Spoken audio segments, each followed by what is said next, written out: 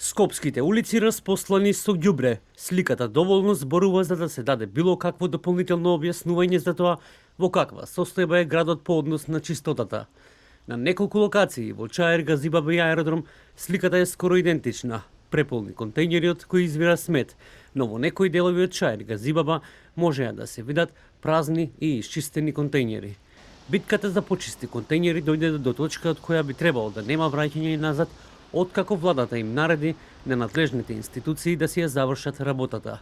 Основното јавно обвинителство Скопје издаде наредба до Министерството за внатрешни работи и до други надлежни органи за итно постапување и проверки во однос на работењето на јавното предпријатие ЈП Комунална хигиена.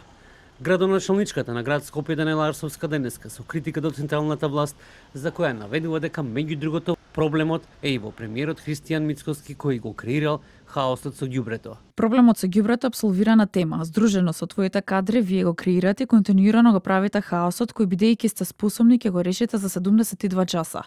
Да заклучиме, штом се средува за 72 часа, ептен било лесно да се реши. Не знам што чекавте досега. Многу пати те повика во интерес на граѓаните да соработуваш. Министерството за внатрешни работи и инспекцијските служби по наредба на основното јавно обвинителство Скопје постапуваат и преземаат мерки во врска со ѓубрето во главниот град.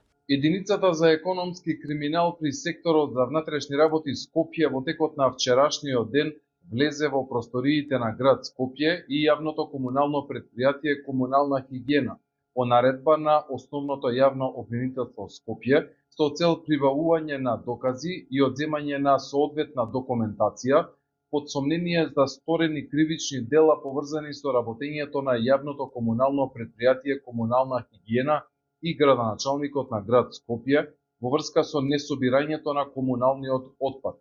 Од синдикатот на Суткос велат дека платите во комунална хигиена доцнат, а вработените работат со камионите што им се на располагање.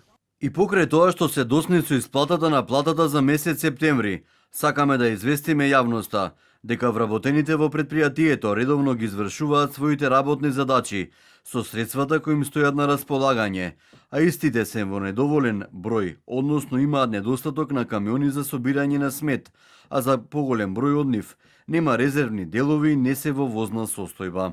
Дали колку време ќе им треба на надлежните за да го исчистат ѓубрето останува да се види деновиве. А каде се пропустите и поради кои причини ќе треба да се утврди со истрагата. Во меѓувреме, метрополата изобилува со ѓубре.